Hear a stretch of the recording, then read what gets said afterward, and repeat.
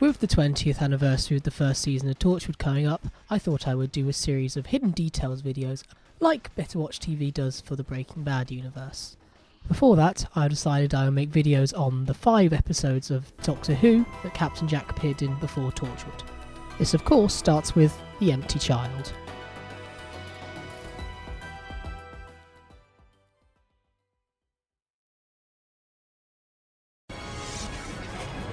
We start with some very nice CGI, much better than models they used to use in the classic era. It's mauve! Mauve? Universally recognised colour for danger. This totally won't be constantly contradicted. And that's safe, is it? Totally. Okay, The Doctor was supposed to have burnt his fingers here. This is Stephen Moffat's first canon Doctor Who story, but not his first televised one. Not very Spock, is it? Just... Star Trek exists inside this universe, although they have crossed over once in a comic. This scene is supposed to be straight out of The Singing Detective, which was an 80s drama show. The script said no reply, but that was definitely a reply.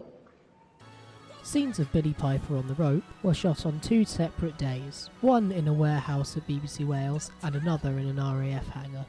Part of the night sky is actually night sky, as the hangar looked over the horizon, while the London skyline were 2005 photos of daytime painted to look like night and the 1940s. Overall it has a pretty convincing effect, which stands the test of time. This is the first time the TARDIS phone has ever rang. The interior of the TARDIS should be cream, not blue. Stephen Moffat was very unhappy about this.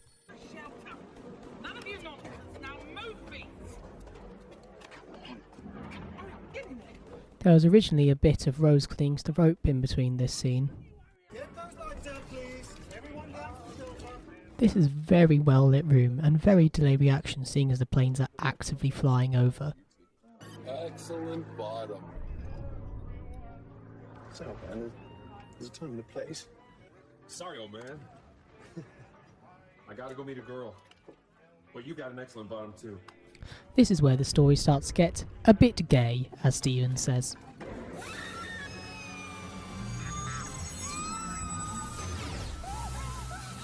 They said spend the budget to Stephen Moffat, and he obliged. I'm hanging in the sky in the middle of a German area with a Union Jack across my chest, but hey! It's only a Union Jack if it's on a ship, but I guess she is floating. It's got to be Black Market. There are many continuity errors in the scene, especially with the plate of meat. Back in your seats. You shouldn't be here either. Chris's close-ups are done without the kids there, as they were only allowed on set for a certain amount of time. And you only ever see 3 of the kids speaking, because all the others have Welsh accents. wrong with it? It's brilliant. I'm not sure if it's Marxism in action or a West End musical. The West End musical that the Doctor is probably referring to is Oliver, of which Chris would later star in the TV show Dodger, which is a spin-off of the stage show. Something like this. Nancy definitely knows something. You can make phones ring, you can. It's like with that police box you saw. Police boxes would still have been a thing at this point. No mummies here. Nobody here but us chickens. Ain't Nobody Here But Us Chickens was the song playing on the radio. Hello? Hello. Hello? Let's not start that again.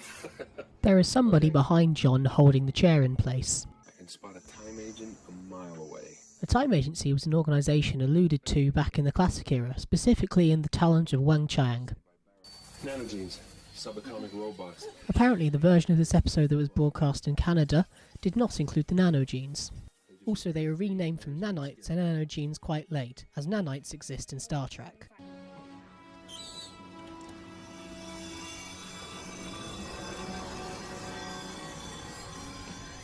Stephen Moffat described Jack's ship as a mixture between the Millennium Falcon and a camper van. On top of the ship were the first scenes that John Barrowman filmed for Doctor Who. Good night, mister. She was supposed to call him Mister a lot more times in the past few scenes. And there's someone you need to talk to first. And who might that be? The doctor.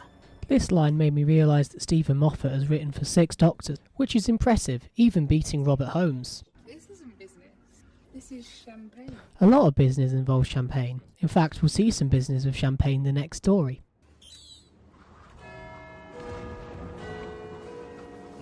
that was flesh. That's also how you get Bomb Jack. In fact, at the end of the episode they were supposed to mention that Big Ben was blown up during the night. Also, the clock hands don't move once during the scene, despite this taking place over more than 1 minute. A fully equipped Chula warship. We have not met the jewelers yet, although I bet Big Finish will do a story on them at some point.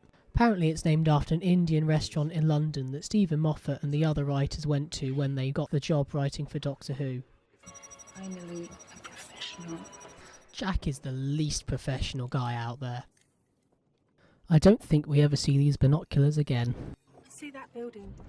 The hospital. This hospital, the Albion Hospital, is the same one from Aliens in London, although it is miraculously on a hill now. According to the crew, the location for this hospital was haunted. You'll find them everywhere. I don't believe it. The crew were worried that Richard Wilson playing Dr. Constantine would make people think of Victor Meldrew, but the direction is so good that you don't really think about it. Also, John Barrowman did pantomime with Richard Wilson the same year this episode came out.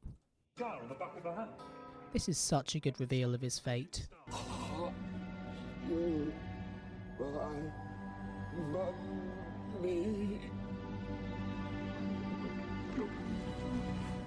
This was a lot of people's introduction to Doctor Who.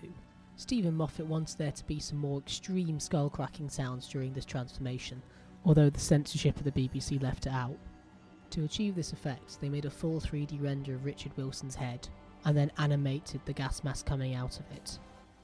After the transformation, Dr. Constantine is played by a stand-in instead of Richard Wilson. This is because he had a very busy schedule, and they had to film all his scenes in one night.